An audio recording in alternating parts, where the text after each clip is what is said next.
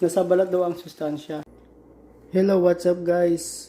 Ngayon ay magluluto tayo ng ginisang upo na may pork. Ayan.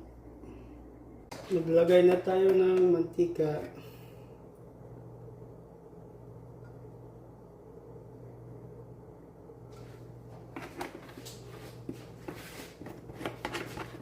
Tapos, igisa ang bawang sibuyas.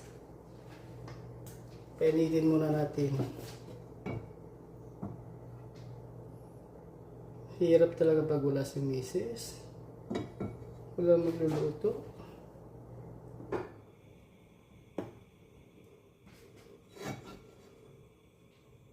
Napabayaan na tayo ng ating mga asawa. Alam nyo guys, itong ano na to, kawali na to, galing pa tong Saudi Arabia, Riyadh. Dinala ko sa Pinas, tapos dinala naman namin dito sa Canada. Diba? Para di na tayo bibili.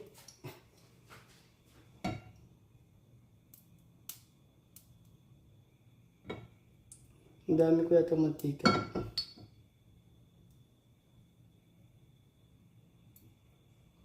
Okay na yan.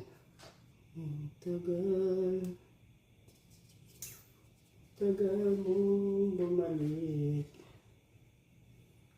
Kahit tagal. Unahin natin ang bawang.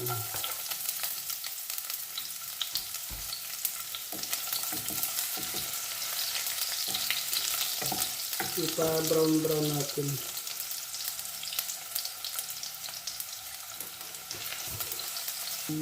Bawang ay maganda sa katawan. Antioxidant. Matagal din akong walang vlog. Mga 3 days. Walang upload.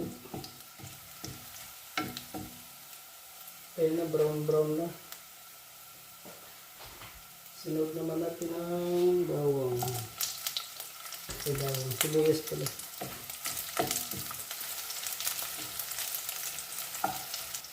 Lagay natin ang pork.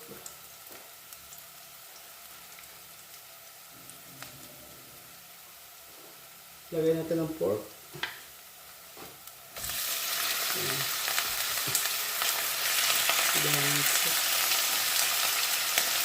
Strip pork. Painitin muna natin. Ayan, luto na yung pork. Ilagay natin ang upo.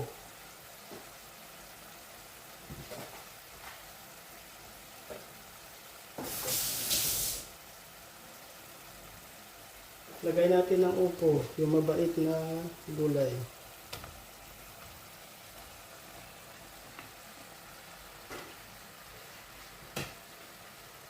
Haluin. Ang daming upo. Lagyan natin ng sabaw.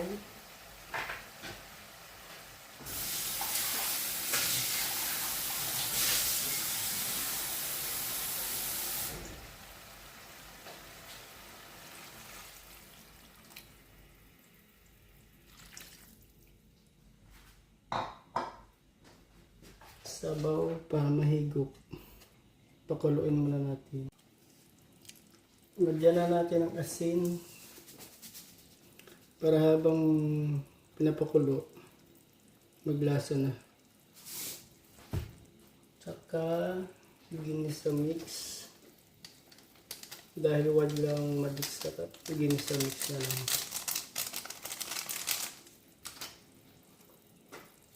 Ginisa mix. Binili ko ito sa Seafood City.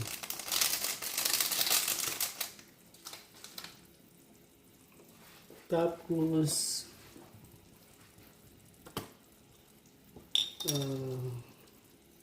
kunting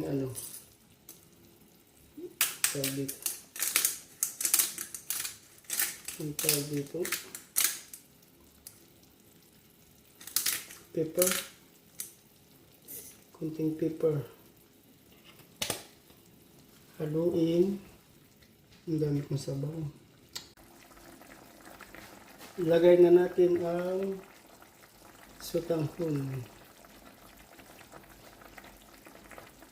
Hindi na putol. Parang spaghetti na yan.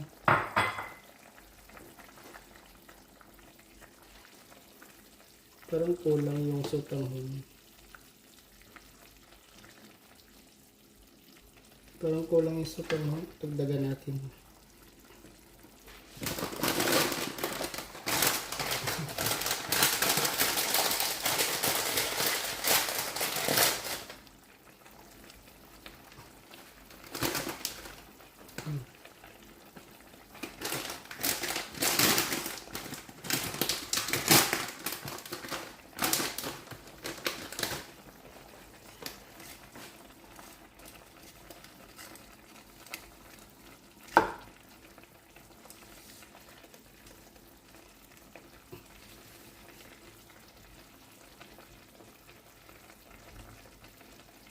Babad natin yung sotanghon na.